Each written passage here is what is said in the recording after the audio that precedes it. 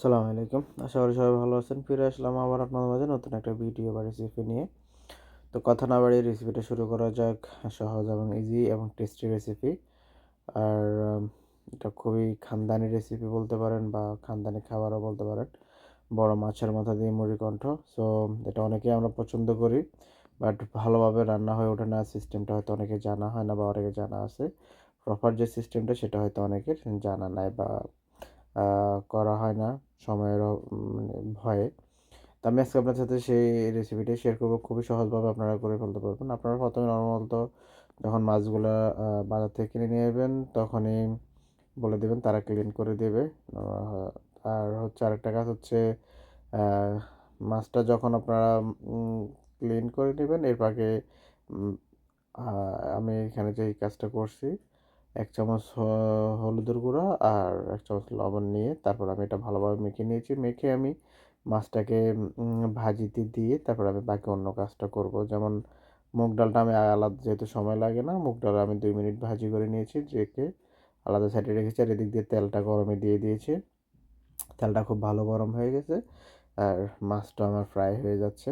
তো এই পাকে আমার যেই কাটা কুটা, যেমন পেঁয়াজ কাটা, মরিচ কাটা, টমেটো কাটা, এই পাকে আমি ওইগুলো কেটে কেটে নেব।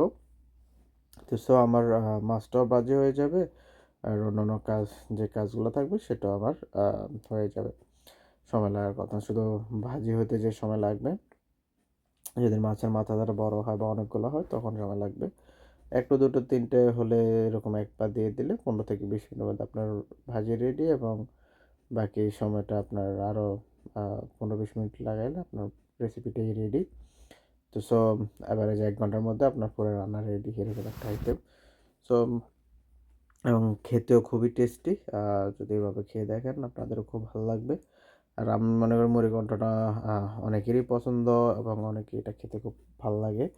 আর রেসিপিটা যেহেতু সুস্বাদু এবং লোভনীয় একটা রেসিপি, তো আশা করি আপনাদেরও ভালো লাগবে। ভিডিওটা অবশ্যই শেষ পর্যন্ত দেখবেন, তাহলে আপনারা রেসিপির যে মূল সিস্টেমটা সেটা শিখতে পারবেন, দেখতে পারবেন।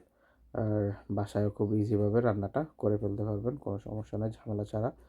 আর জামাই আদরের বেলায় বা বিশেষ মেহমানদের বেলায় এই রান্নাটাও আপনারা তাদের সাথে শেয়ার করতে পারবেন, বাসায় রান্না করতে পারবেন। আর যেহেতু বড় মাছের মাথা বলে একটা কথা, এটা যেটা আমরা বলি দেশীয় ভাষায় যে জামাই আদরের বা জামাই আপ্যায়ন। সো কোনো ইয়ে ছাড়া এরকম বড় মাথা হলে যে কেউ খুশি হবে। সাথে যদি মুড়িঘণ্ট মুগ ডালের হয় তো আরও বেশি ভালো লাগবে।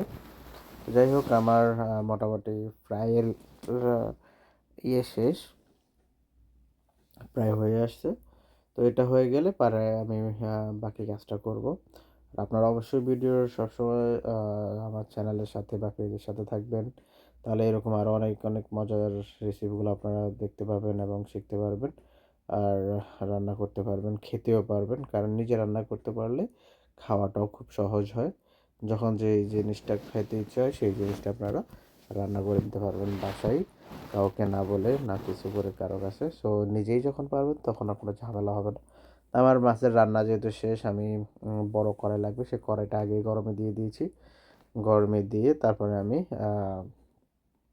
তেল গরমে দিয়ে দিয়েছি। এরপরে এখানে আমি প্রায় 3টা পেঁয়াজ, 3-4টা কাঁচা, 8-10টা কাঁচামরিচ আমি দিয়েছি।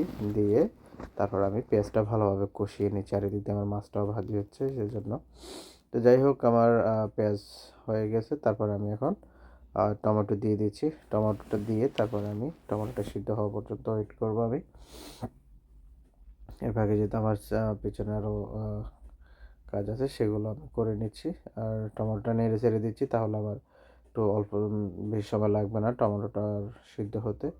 টমেটোর কালার যেহেতু চেঞ্জ হয়ে আসছে, নরম হয়ে গেছে একটু, তো আমি এখানে প্রায় 1 চামচ পরিমাণ গোলমরিচ, 1/2 চামচ হলুদের গুঁড়া এবং 1 চামচ লবণ আর 1/2 চামচ রসুন, কয়েকটা তেজপাতা দিয়ে দিয়েছি মশলার যে কাজটা, সেটা দিয়ে আমি মুগ ডাল দিয়ে দিয়েছি। মুগ ডাল দিয়ে আমি নেড়ে ছেড়ে দিয়েছি। দেওয়ার পরে আমি 5 থেকে 6 কাপ আমি পানি দিয়েছি এখানে। পানি দিয়ে মুগ ডালটা সিদ্ধ করার জন্য ঢাকনা দিয়ে দিয়েছি।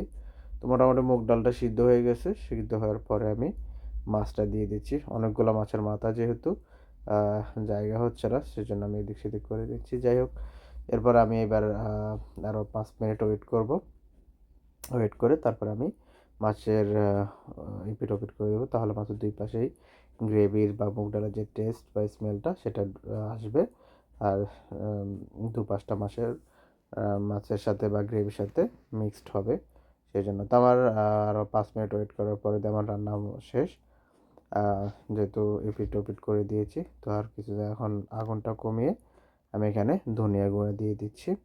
আর আমার লবণ টেস্ট করে দেখলাম একটু কম হয়েছে, তাই একটু লবণ দিয়ে দিলাম। যাই হোক, আপনারা লবণের ক্ষেত্রে সবসময় খেয়াল রাখবেন, সেই জন্য আমি লবণটা টেস্ট করে তারপর বারবার দিই, এইটাই। যাই হোক, সবাইকে ধন্যবাদ ভিডিওটা দেখার জন্য এবং পেজের সাথে চ্যানেলের সাথে থাকার জন্য অবশ্যই ধন্যবাদ। দেখা হবে আবার নতুন একটা ভিডিওতে, রেসিপিতে। আসসালামু আলাইকুম, আল্লাহ হাফিজ।